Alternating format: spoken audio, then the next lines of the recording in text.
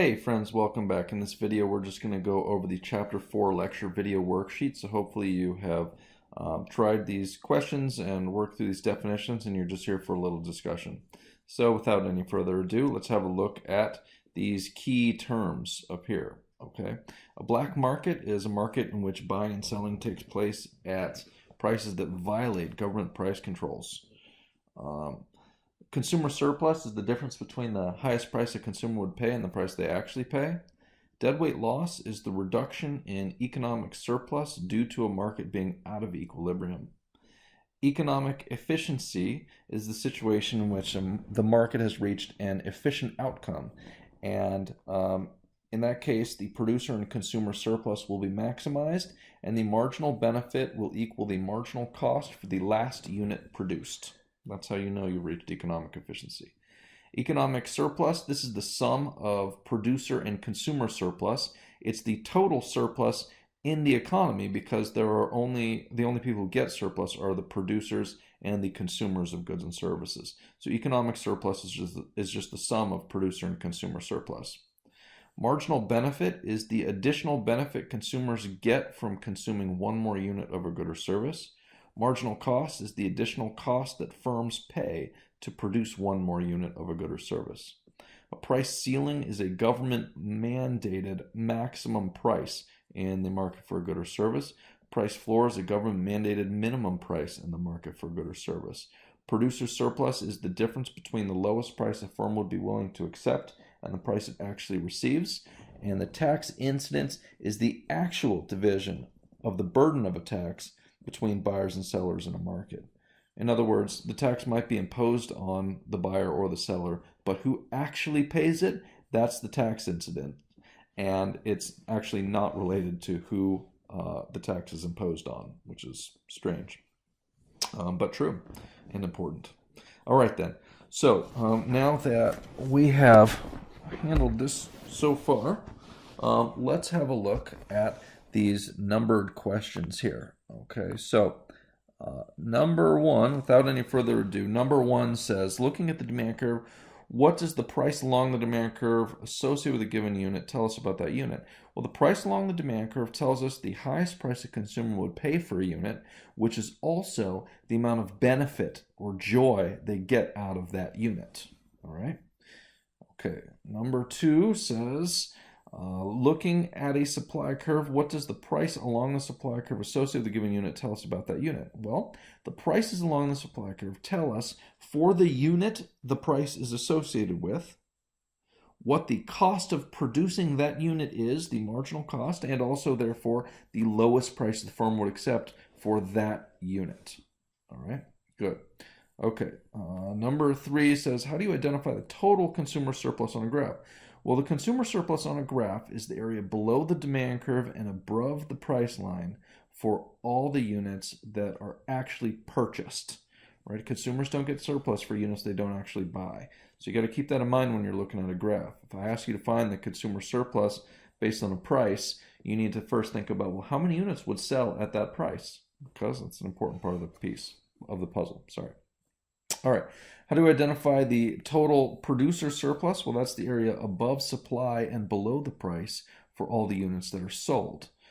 Similar to the consumer surplus, producers only get surplus if they actually sell the unit. So whenever you're looking at a price trying to figure out the producer and consumer surplus, you need to think about, well, how many units would actually sell at this price? Anything beyond that, there will be no surplus because surplus only accrues if the units are actually exchanged. All right? All right. So number five says, how do you identify the total economic surplus on a graph? Well, economic surplus is just the sum of producer and consumer surpluses. So you just add them up. That's all. Okay, number six says, how do you identify if deadweight loss exists in a market? Well, you identify the economic surplus if the market was in equilibrium, and you compare that to the surplus in the current state, whatever that is. If the market's not in equilibrium, there will be deadweight loss, and the deadweight loss is the reduction in economic surplus because the market's out of equilibrium. Okay, Number 7 says, what are the 2 ways of thinking about and identifying whether or not a market outcome is efficient? Well, I mentioned those already, but you could do, or I mentioned part of it. There are 2 ways to identify whether or not market outcome is efficient. Basically, if the market's in its natural equilibrium, it's efficient. And what you'll notice is that the producer and consumer surplus are maximized when a market outcome is efficient. If there's any deadweight lost, it's not efficient. Right? Producer and consumer surplus have to be maximized to reach efficiency. The other thing that happens there is that for the last unit produced, the marginal benefit equals the marginal cost. To the left of the equilibrium, the marginal benefit exceeds the marginal cost, and so we are underproducing. To the right of an equilibrium, the marginal cost exceeds the marginal benefit, so we are overproducing. So that's how you can think about whether or not the market is in equilibrium. Look at the producer and consumer surplus, or do the marginal analysis on the last unit sold. All right. So number 8 says, can a market be efficient if it's not in equilibrium? No. Okay, good. Number 9 says, what is an example of a price floor? How about a price ceiling? Okay, so price floor is the government mandated minimum price in a market. Minimum wage is typically the example there. Although there are some price floors in agriculture markets, like wheat and some dairy and things like that. Basically, whoever the farmers, have convinced in Congress to, put price ceilings or price floors in place for them. That's how these price floors arise. Now, a price ceiling, example of a price ceiling, the best example is rent control. The government prevents landlords from raising the rent by more than a certain amount per year, thus controlling the price of rent and creating a ceiling, a maximum price that can be, rented out. An apartment can be rented out at. Sorry, my brain's starting to melt. Okay, number 10 here. We know that price floors and ceilings create deadweight loss and therefore bad for efficiencies. Why do we still pursue these policies? Equity, that's why. The reason, for example, with minimum wage, that we tolerate minimum wage, even though we know it creates unemployment and deadweight loss and all that, is because it gives something to people who need it. We're saying, as a society, we are accepting the loss in efficiency in order to get some equity. So that's why we pursue these policies. All right, number 11 says, do minimum wage laws contribute to unemployment? Yes, they do. It has been measured many times. There's some recent debate about how much increase or how big of an effect on unemployment minimum wage laws have, and the jury on that, basically it seems to be that the smaller the increases in minimum wage, the smaller the effects are. If that makes sense. So that's good. But they do create some unemployment. All right, so number 12 says, what effect do rent control laws have on the availability and quality of apartments? It's bad for them, right? When rent control is imposed, construction stops in that area, or at least maybe it gets finished, but there's no new construction projects. So it restrains the amount that's available because landlords can't charge whatever they want, and so that's going to reduce the amount of buildings the landlords have built. Right? And with regard to the quality of apartments, I didn't really talk about this in the lecture, but the thing about rent control laws is they prevent landlords from raising the rent on existing tenants by more than a certain amount. Now, when the tenant leaves, the landlord can increase the rent to whatever the market will bear. So from the landlord's perspective, they want to have turnover so that they can keep getting as close to the fair market rent as possible. And so why would they maintain a beautiful apartment? They want people to leave. So it degrades the quality of apartments as well. Rent control does. But I guess you should only have known that first part about how it affects the availability. All right.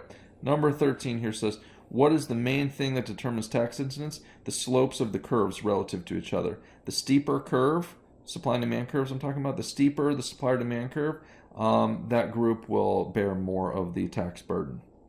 So that's the main thing. All right, number 14 says, if a tax is imposed on sellers, why do consumers pay any of it?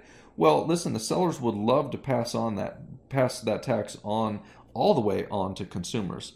But the problem is that consumers, when the tax is passed on to them, will cut back on how much they are willing to buy.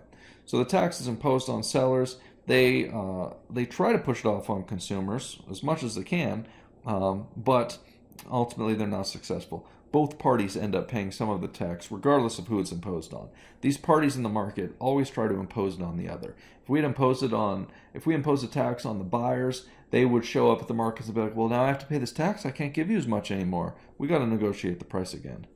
Anyway, so it goes.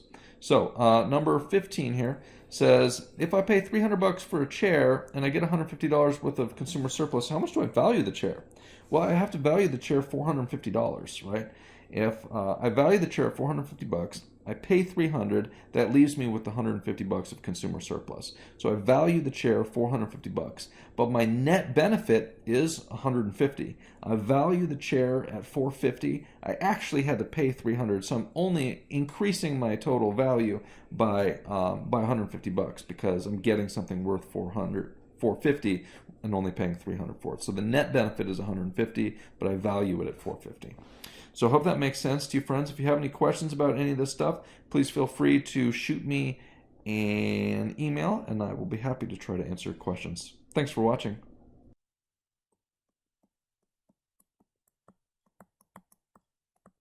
A Carnes production. All rights reserved.